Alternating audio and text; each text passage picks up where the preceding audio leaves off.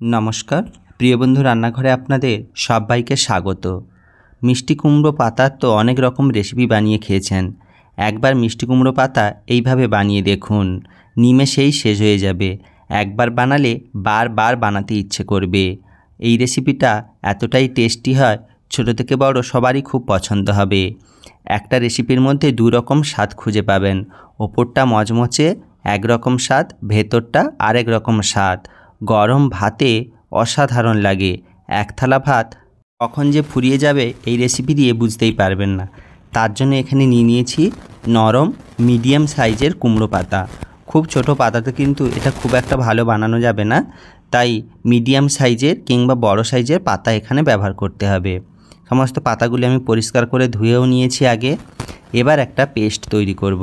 তার জন্য একটি মিক্সার গ্রাইন্ডারের মধ্যে দিয়ে দিলাম অল্প একটু নারকেল। নারকেলটা যদি মিষ্টি স্বাদের হয় আরও খেতে খুব ভালো হয়। এবার দিয়ে দিলাম 3টে কাঁচা লঙ্কা এবং পোস্ত। এখানে আমি বড় চামচের 1.5 চামচ পোস্ত দিয়ে দিলাম। এবার এর মধ্যে দিয়ে দেব সরষে। সরষেটা অপশনাল, আপনারা দিতে পারেন নাও দিতে পারেন, তবে যদি ব্যবহার করেন অবশ্যই সাদা সরষে ব্যবহার করবেন। আমি এখানে 1 চামচ সাদা সরষে দিয়ে অল্প একটু জলও দিয়ে দিলাম সামান্য একটু লবণ, যেহেতু সরষে রয়েছে নাহলে একটু তেতো ভাব থাকবে। সামান্য একটু চিনি দিয়ে এটাকে একটা মসৃণ পেস্ট তৈরি করে নিচ্ছি। তবে খুব ভালোভাবে পেস্ট করতে হবে, নাহলে সরষে এবং পোস্তটা গোটা থেকে যেতে পারে।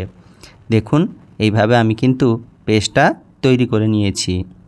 তবে খুব বেশি পাতলা করে কিন্তু এটা পেস্ট করা যাবে না, যতটা সম্ভব একটু গাঢ় করেই পেস্টটা তৈরি করে নিতে হবে। এবার এই পেস্টটা আমি একটি বাটির মধ্যে নিয়ে নিলাম। তবে এর পরিমাণটা কোনো নির্দিষ্ট নয়, আপনারা চাইলে পরিবারের সদস্য অনুযায়ী বাড়িয়ে কমিয়ে নিতে পারবেন বা যতগুলো বানাবেন সেই অনুপাতে আন্দাজ মতো নিয়ে নেবেন। আমি সমস্ত পেস্টটাই বাটির মধ্যে নিয়ে নিয়েছি। এবার এর মধ্যে আমি দিয়ে দিলাম 1 চিমটি হলুদের গুঁড়ো এবং 1 চামচ সরষের তেল।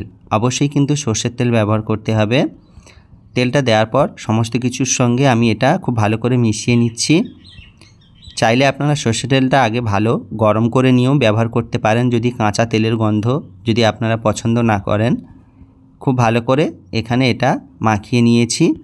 আর কালারটাও দেখুন আগের থেকে কিন্তু অনেকটা চেঞ্জ হয়ে গিয়েছে। এবার এর মধ্যে আমি দিয়ে দেবো সামান্য একটু পেঁয়াজের কুচি। এখানে আমি ছোট সাইজের একটা পেঁয়াজ খুব ভালো করে কুচি করে নিয়েছি সরু সরু করে, দিয়ে এর মধ্যে দিয়ে দিলাম।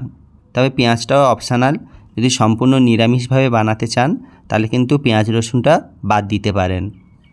সম্পূর্ণ নিরামিষভাবে বানালেও কিন্তু এটা খেতে খুবই ভালো হয়।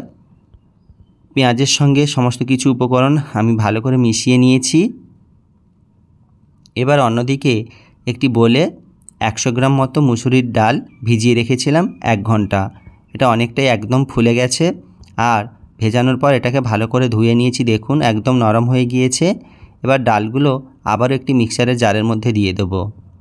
সম্পূর্ণ ডাল দিয়ে দিয়েছি। তবে এখানে চাইলে আপনারা মুগ ডাল কিংবা অন্য ছোলার ডাল ব্যবহার করতে পারেন, তবে মুসুরির ডালটা দিলে খেতে অনেক বেশি ভালো হয়।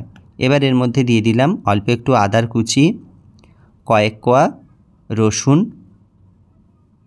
এবং দিয়ে দিলাম ঝালের জন্য কয়েকটা কাঁচা লঙ্কা। 2টো কাঁচা লঙ্কা দিয়েছি, তবে যারা বেশি ঝাল খেতে পছন্দ করবেন অবশ্যই লঙ্কাটা বেশি ব্যবহার করতে পারেন।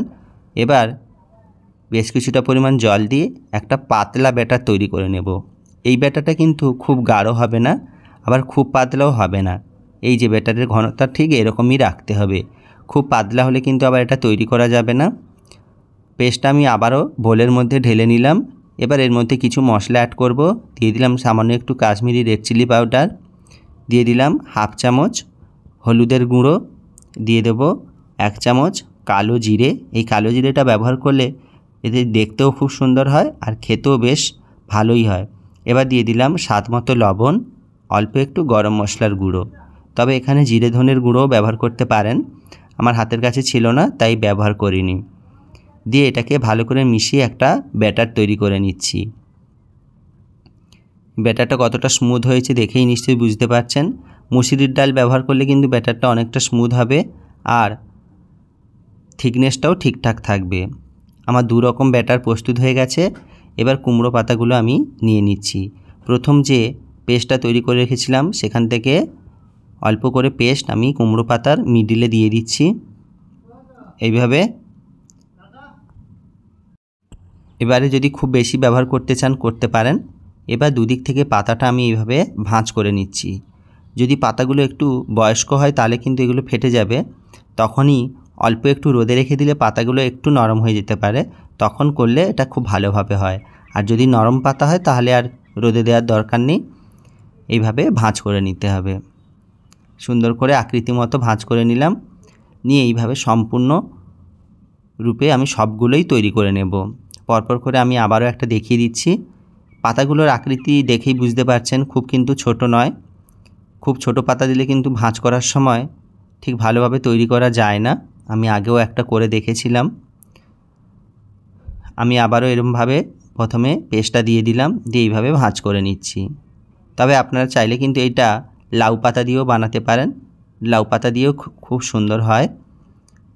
এইভাবে ধীরে ধীরে সমস্তগুলো আমি তৈরি করে নিচ্ছি। এখনও পর্যন্ত যে সমস্ত বন্ধুরা আমার ভিডিওটা দেখছো, যদি ভালো লেগে থাকে লাইক কমেন্ট শেয়ার অবশ্যই করো। আর নতুন নতুন ভিডিও পেতে চ্যানেলটা অবশ্যই সাবস্ক্রাইব করে দিও। এখানে আমি 5-6টা তৈরি করে নিয়েছি, আর যে ডালের ব্যাটারটা তৈরি করে রেখেছিলাম তার ভেতরে এইভাবে হালকা করে মাখিয়ে নিচ্ছি। তবে চাইলে এখানে বেসনের ব্যাটারেও এটা করা যায়, তবে ডালটা খেতে খুব ভালো হয় আর মুচমুচে অনেক বেশি হয়। ডালের ব্যাটারে খুব ভালো করে মাখিয়ে নিচ্ছি, নিয়ে অন্যদিকে কিন্তু তাওয়ায় আমি সরষের তেল গরম করতে বসিয়েছি। সরাসরি আমি এটা তেলের মধ্যে দিয়ে দেব। চাইলে সাদা তেলেও এটা ভাজতে পারেন, সাদা তেলে ভাজলে একটু সময় বেশি লাগে লাল হতে।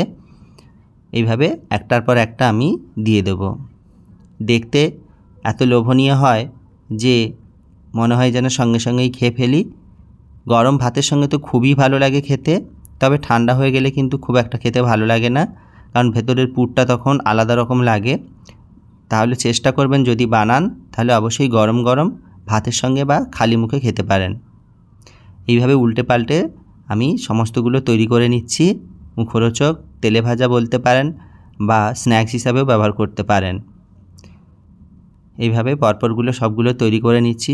অবশ্যই আপনারা চাইলে একবার হলো এটা বাড়িতে বানিয়ে দেখতে পারেন। এটা একটি পুরনো দিনের রান্না, তার সঙ্গে আমি নতুন কিছু উপকরণ ব্যবহার করে একটু মডিফাই করেছি। তো আপনারা চাইলেও এর সঙ্গে নতুন কিছু ব্যবহার করে আপনারা বানাতে পারেন, এক্সপেরিমেন্ট করতে পারেন। সমস্তগুলোই কিন্তু খুব সুন্দরভাবে ফুলে উঠেছে বেগুনির মতো। অল্প তেল হলেই কিন্তু এগুলো খুব ভালোভাবে ভাজা হয়ে যায়, একদম ডুবো তেলে ভাজার কোনো প্রয়োজন হয় না।